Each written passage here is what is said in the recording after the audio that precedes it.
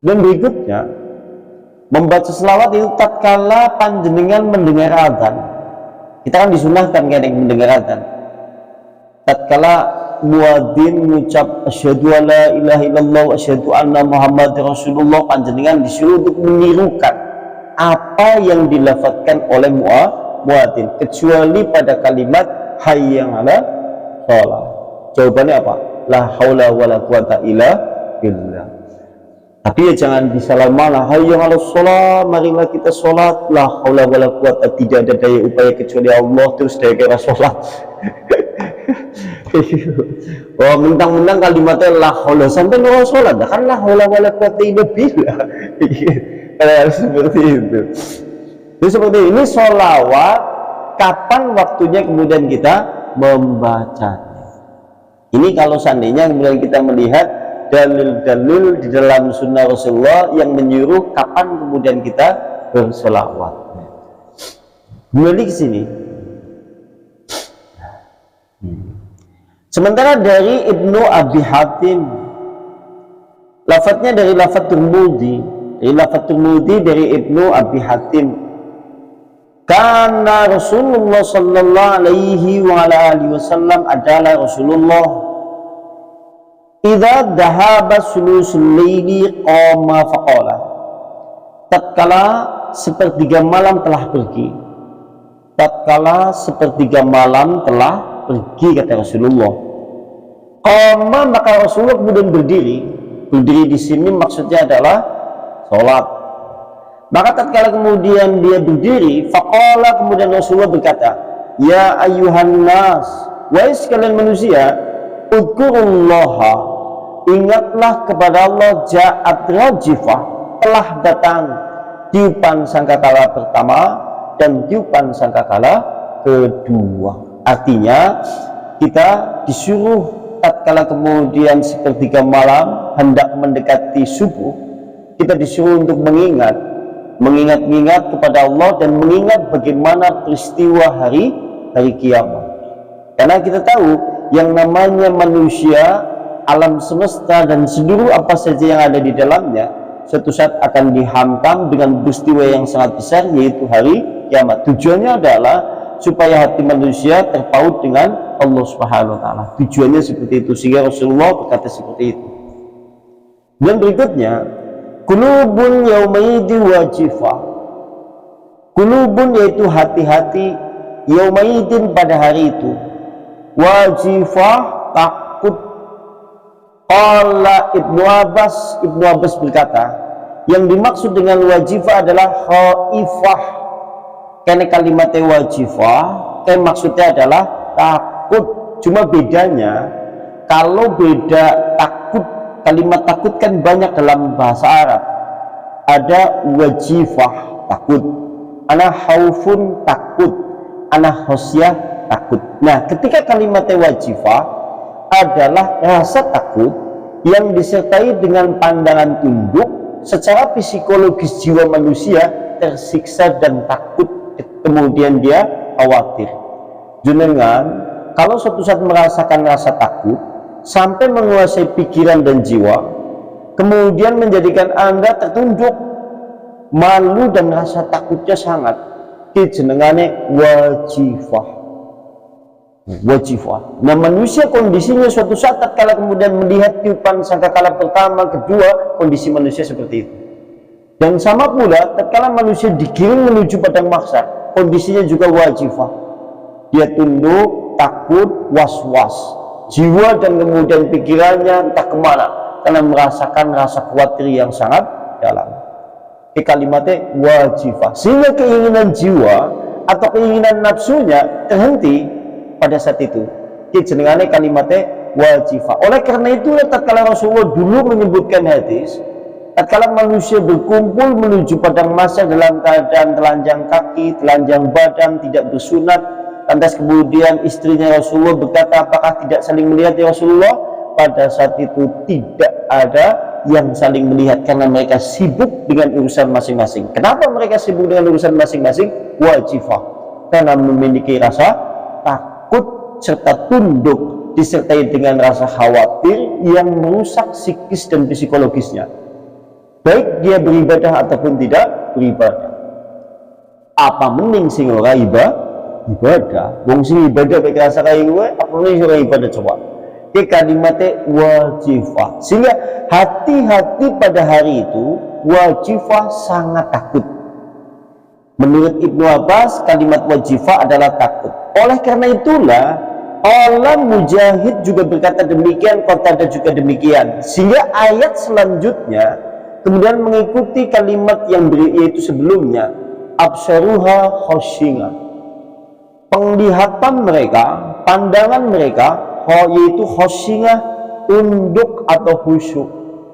Orang akhirnya kemudian khusyuk, khawatir pada baik enek sampean lagi punya banyak masalah, lagi punya banyak problematika hidup, hatinya kemudian wajifah, khawatir.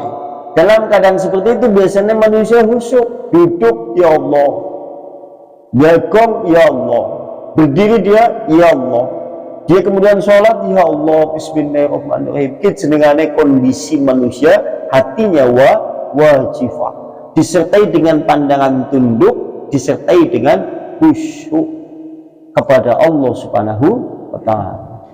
Derek manusia kadang-kadang kalau tidak dikasih musibah seperti itu, seakan-akan belum menemui kekhusyukan yang seperti itu. Biasanya karena khusyuknya manusia itu dipengaruhi oleh banyak hal. Kan ya, sholat kita kenapa kemudian tidak khusyuk? Karena boleh jadi mungkin kita tidak memiliki permasalahan yang besar di dalam hidup. Tapi kalau suatu saat permasalahan hidup ada, kemudian dari kanan ada masalah, kiri juga ada masalah yang besar, sampai tidak bisa tidur, makan juga tidak doyan, dan kemudian tidur juga tidak nyenyak, hatinya gelisah, hatinya kemudian tidak karuan, maka pada saat itulah manusia biasanya khusyuk. Allah, ya Allah, ya Allah. Kayak jenengane kalimatnya absyaruha khashinah, pandangan mereka tunduk sekaligus khusyuk. Kemudian berikutnya, absaruha ashabuha wa innama adifu ilaiha lil mulabasah ay dalilatun hakiratun. Kenapa kemudian seperti itu? Karena manusia merasa rendah dan hina. Karena manusia pada posisi keadaan seperti itu merasa hina dan rendah. Panjenengan termasuk orang yang beribadah baik di dalam sholat, diantaranya kalau hati panjenengan bisa merasakan khusyuk. Khusyuk diantaranya adalah jika Anda itu merasa hina dan rendah di hadapan Allah tatkala Anda memulai dengan kalimat Allahu Akbar. Ini yang jenengan Allahu Akbar, terus dengan membaca doa-doa sholat, hati, jiwa, pikiran panjenengan, ya Allah, aku memiliki dosaku seperti ini, seperti itu, merasa hina, merasa rendah, maka Anda termasuk orang yang khusyuk. Jangan sampai khusyuknya itu dia merasa hina, merasa rendah tatkala terjadi peristiwa, manusia kemudian ditiup sangkakala kedua, sehingga kemudian manusia bangkit dari dalam barzakh, kemudian digiring menuju padang mahsyar. Lantas manusia menjadi sangat hina dan sangat takut, sekaligus kemudian merasa rendah di hadapan Allah. Kudune kan siki, karena merasa rendah, merasa hina tatkala kita masih hidup di dalam kehidupan dunia, bisa kemudian mendorong jiwa manusia untuk senantiasa beramal soleh, memperbaiki keadaan, jika kemudian memang hal itu termasuk memiliki dosa-dosa yang banyak. Jadi kan itu ini rasa hina, rasa rendah di hadapan Allah kan nanti akan mendorong sikap kemudian perbuatan manusia lebih untuk berhati-hati, supaya kemudian Allah Subhanahu wa ta'ala mengampuni dosa-dosa yang telah dilakukan. Kan tujuannya seperti itu. Oke, maksud dari kalimat yaitu absyaruha khashinah. Mimma ayanat minal ahwali. Di samping kalau di dalam penafsiran ayat ini, mereka pandangannya tunduk, maksudnya adalah rendah hina karena mereka menyaksikan peristiwa yang sangat besar. Peristiwa yang sangat besar yang menunjukkan dahsyatnya terkait masalah, yaitu hari kiamat tiba. Tiupan sangkakala pertama diikuti oleh tiupan sangkakala kedua, sehingga manusia dalam keadaan merasa hina, merasa rendah, karena dia menyaksikan dengan betul-betul ternyata peristiwa besar yang dijanjikan di dalam Al-Quran terjadi. Jangan sampai kemudian kesadaran itu bangkit dan terbangun tatkala kemudian kita sudah berpulang kembali kepada Allah. Harusnya kan hari ini, karena ini terkait masalah rangkaian yaitu rukun iman, beriman kepada hari akhir atau hari kiamat. Dan berikutnya, yaquluna a'inna lamarduduna fil hafirah.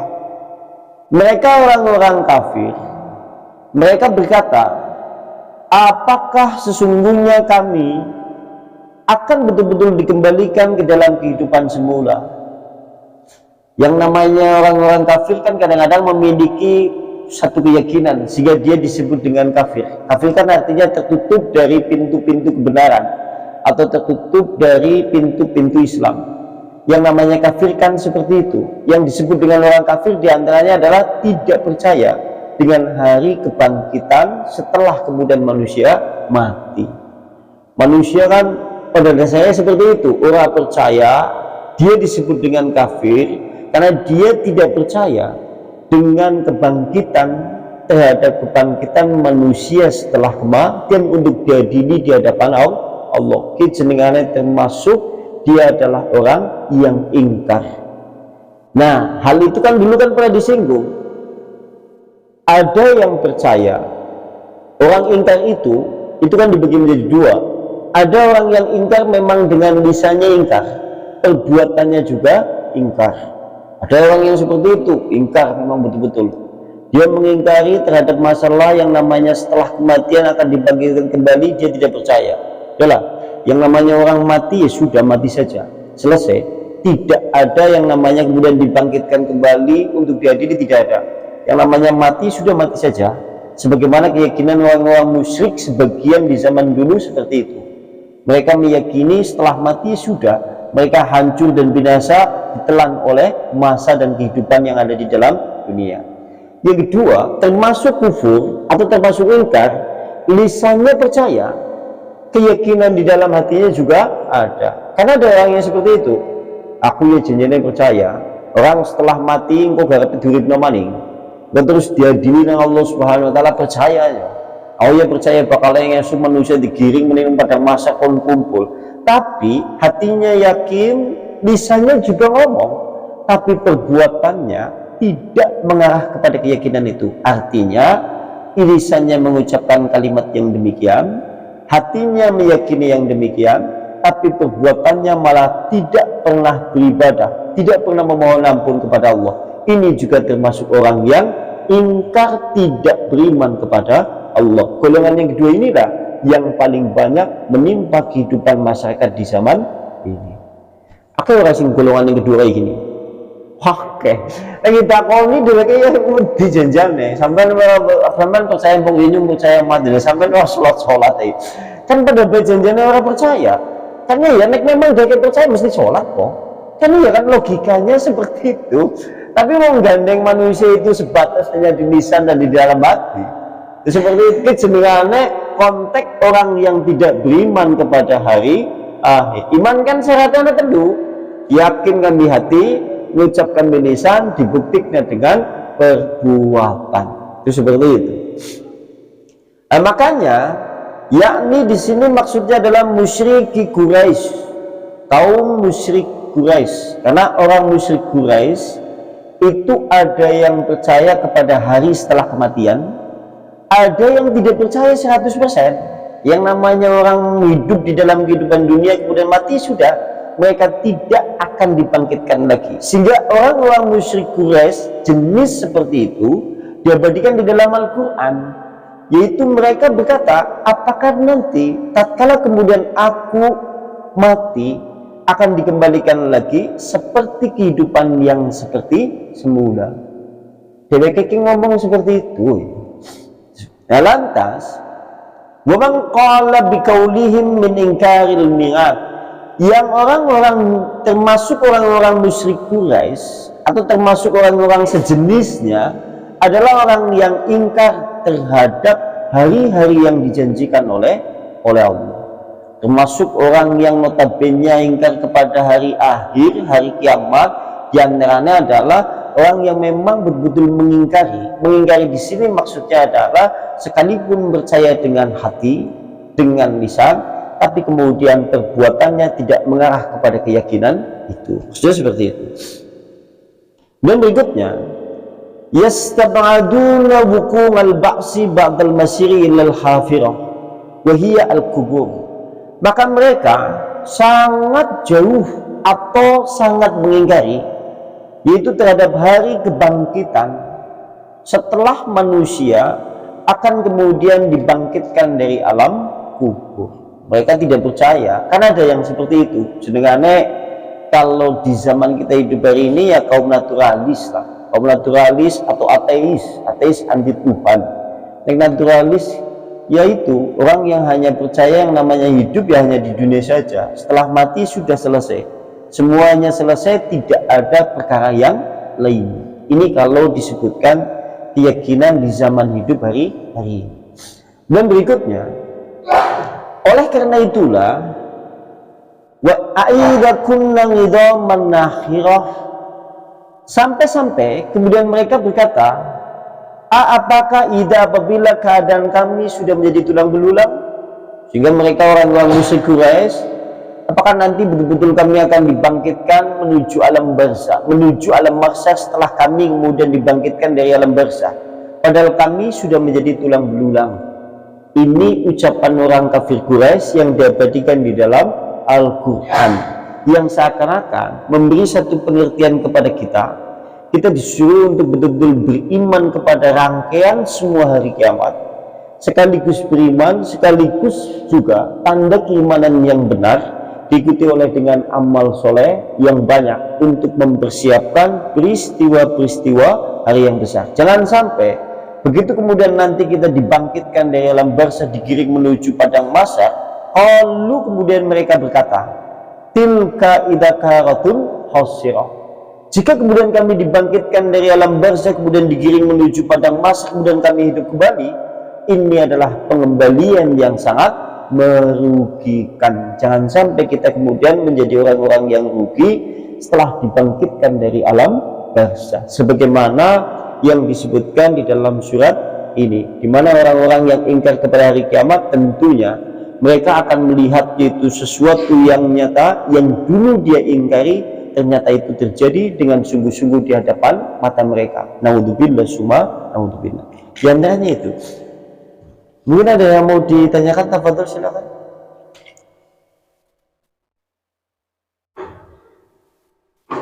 Cukup ya? Nahtimu bihadza majlis ta'lim wa bidawati Rasulillah. Subhanakallahumma bihamdika asyhadu an la ilaha illa anta astaghfiruka wa atubu ilaik. Assalamualaikum warahmatullahi wabarakatuh.